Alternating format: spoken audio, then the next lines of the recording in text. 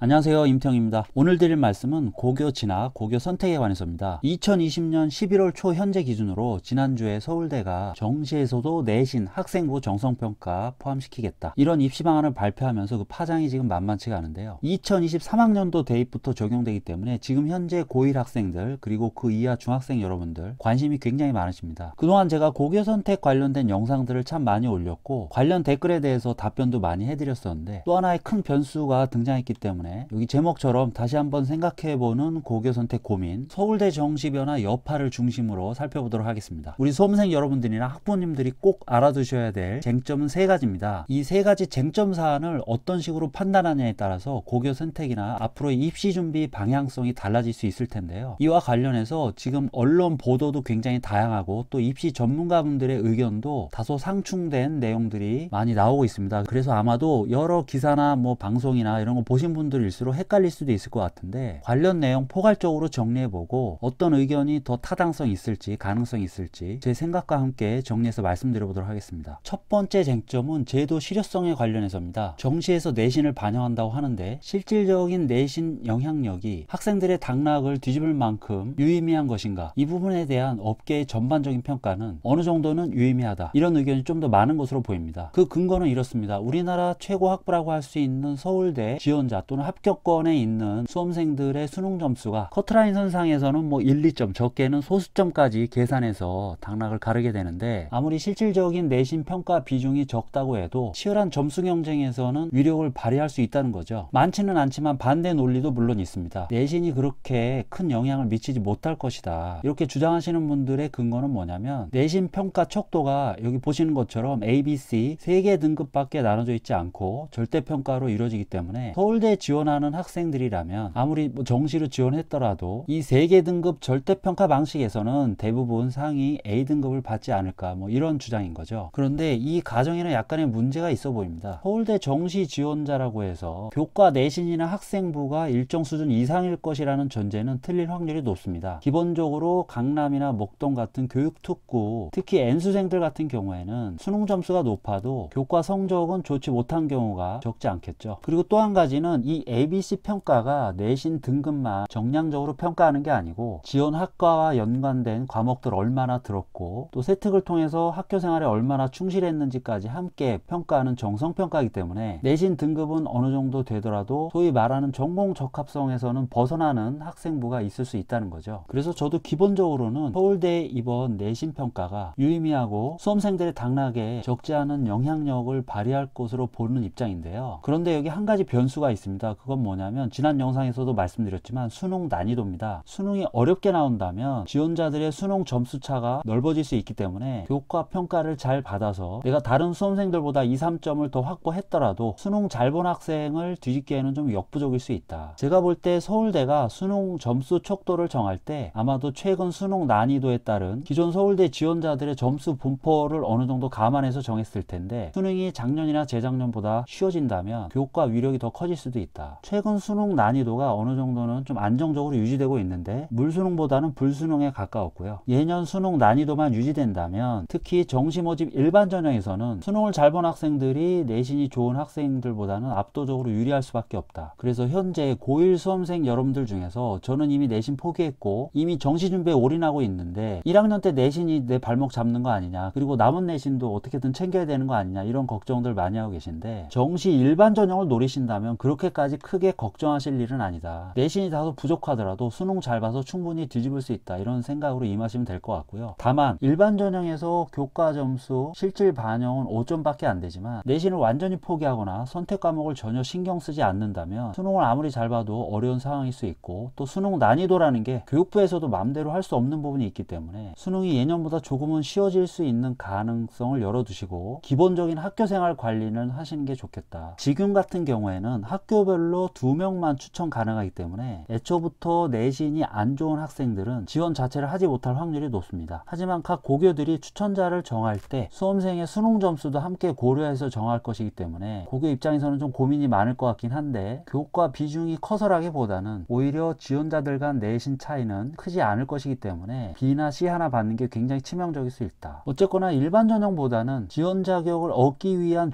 조건에서부터 교과 점수가 중요할 수밖에 없다. 수능 난이도를 떠나서 교과 내신이 어느 정도 위력을 발휘할 수밖에 없는 구조로 보시면 되겠습니다. 두 번째 쟁점은 서울대 입시 변화가 과연 다른 대학들에는 어떤 영향을 미칠 것인가. 특히 연고대를 비롯한 인서울 주요대들이 과연 서울대처럼 정시에 내신 반영을 할지, 이와 관련해서 질문 주시는 분들이 굉장히 많은데 지금 입시 전문가들 사이에서도 가장 첨예하게 대립되고 있는 부분입니다. 다른 대학들이 따라할 거다, 다른 대학들은 굳이 따라할 이유가 없다. 자, 이런 두 가지 의견이 거의 비등하게 제시되고 있습니다. 해당 이슈에 대해서 의견이 첨예하게 갈리는 이유는 지금 이에 대해서 판단할 근거 자료가 전혀 없다는 게 문제고요. 그러다 보니까 뭐 뇌피셜만 난무하고 있는 상황입니다. 그나마 참고할 만한 자료가 관련 기사 중에서 매일경제에서 나온 기사가 대학 이름은 밝히고 있지 않지만 서울 주요 대학들 입학처 관계자와 통화한 것을 기사로 다룬 내용이 있습니다. 그런데 그 기사를 보면 대학들의 입장이 크게 한 3-4가지로 나오고 있습니다. 첫 번째는 서울대 정시 변경안을 참고해서 우리 대학도 어떻게 할지 평가 방식 변경 여부나 방법 등에 대해서 검토해 보겠다. 뭐 아직 결정된 건 없고 그냥 원론적인 얘기겠죠. 그 다음에 또 다른 입장은 어차피 우리가 지금 정시를 늘리는 게 우리가 원해서 늘리는 게 아니기 때문에 서울대처럼은 아니더라도 우리도 정시 체제에 변화를 줄 수 있다, 이런 입장이 있고요. 또 교육부의 의견이나 여론 추이를 살펴보면서 결정하겠다, 이런 입장도 있었습니다. 한마디로 요약하자면 결정 주체인 대학들조차도 서울대를 따라서 내신을 반영해야 될지 아니면 기존 정시처럼 수능으로만 학생을 뽑을지 이제부터 고민을 시작하고 있을 뿐이다. 그런데 대학들이 아마 따라갈 거다 이렇게 주장하는 쪽에 근거는 뭐냐면 그동안에도 학종이나 이런 것들을 서울대가 주도적으로 리더를 해왔고 나머지 대학들이 따라갔다. 뭐 예를 들면 서울대가 논술 폐지하니까 뭐 고려대도 이어서 논술 폐지했다, 뭐 이런 개념이죠. 또 그에 반대하는 입장은 다른 대학은 몰라도 서울대하고 일정 부분 경쟁선상에 있는 연세대나 고려대 같은 경우는 오히려 내신 때문에 서울대 지원을 망설이거나 못하고 있는 학생들을 끌어와야 하기 때문에 굳이 서울대를 따라갈 이유가 없다, 뭐 이런 주장을 펼치고 있는 겁니다. 이런 의견들을 종합하건대 제 생각은 이렇습니다. 결국에는 다른 대학들도 정시가 변화될 것은 확실합니다. 그게 서울대처럼 내신을 정성평가하게 될지 아니면 다른 어떤 전형 요소를 도입할지는 모르겠지만 지금처럼 수능 점수만 보는 정시체계는 오래 지속될 수 없는 운명입니다. 이미 확정적으로 추진되고 있는 고교 학점제라든지 또 2028학년도부터 실시될지 모르는 수능 절대평가제, 지금 기다리고 있는 교육 정책들이 현재 수능 체제를 그대로 받아들이긴 너무나 힘들다. 그래서 장기적으로는 모두 정시가 변하겠지만 그럼 서울대가 입시 변화를 시도하는 2023학년도부터 다른 대학들도 과연 곧바로 따라할 것이냐, 전 거기에는 약간 회의적입니다. 일부 대학은 비슷한 방안을 내놓을 수도 있지만 상당수 대학들, 특히 연대나 고대처럼 서울대와 직접적으로 학생 유치 경쟁을 벌여야 되는 대학들은 굳이 서울대를 똑같이 따라해서 지원자들을 겹치게 하기보다는 일단은 지원자층을 두텁게 하는 방향으로 틈새를 노려가면서 점차적인 입시 변화를 꾀할 것이다. 그리고 지금 현재도요, 서울대, 연세대, 고려대 입시를 찬찬히 뜯어보면 같은 학종이라도 굉장히 큰 차이가 있습니다. 그런데 우리 수험생 여러분들께는 실질적으로는 그런 디테일한 차이들이 굉장히 중요하거든요. 그래서 결론적으로 말씀드리자면 다른 대학들까지 전부 다 정시에서 내신을 한꺼번에 반영하는 일은 적어도 2023학년도에는 한꺼번에 발생하지 않을 것이다. 내신 문제로 서울대 지원을 망설이시거나 지금 크게 걱정하고 계신 분들, 다른 대학들까지 같은 이유로 길이 막히는 일은 당장 발생하진 않을 것이다. 이렇게 예상하시고 입시 준비하셔도 큰 문제는 없을 것입니다. 물론 정확한 거는 내년 4월에 각 대학들이 2023학년도 입학 전형 계획을 발표하니까 해당 내용을 참고하셔야겠습니다. 자, 그리고 마지막으로 세 번째 쟁점에 대해서 말씀을 드릴 텐데요. 오늘 이 영상의 핵심 주제라고도 할 수 있겠습니다. 과연 이렇게 변화되고 있는 입시에서 어느 고등학교 학생들이 유리할까? 특히 중학교 학생들은 앞으로 어떤 고등학교 선택해야 될까? 당장은 올해 외고, 국제고, 자사고 입시 앞두고 있는 학생들부터 지금 굉장히 당황스러워하고 있습니다. 이 쟁점에 대해서도 입시 전문가분들의 의견이 좀 갈리는데요. 대체적으로 특목고, 자사고, 특히 자사고에는 뭐 그렇게 유리한 상황은 아니지 않냐, 불리해지는 거 아니냐, 이런 의견들이 더 많으십니다. 기본적으로 내신에 불리한 학생들이기 때문에 내신이 평가 안 되다가 평가되면 당연히 불리해지는 거 아니냐, 이런 입장이고요. 반대 의견도 있습니다. 내신 정량평가가 아니고 정성평가이기 때문에 세특 내용이나 전공 적합성에 대한 강조 등에서 자사고 학생들이 훨씬 더 유리할 수밖에 없다. 선택 과목도 일반고 학생들보다는 훨씬 더 다양하게 난이도 있는 과목들을 들었을 확률이 높기 때문에 내신 등급이 조금 낮더라도 내신 평가, 학생부 평가가 그렇게 불리한 것만은 아니다. 그런데 기본적으로 이번 서울대 입시 변화 취지가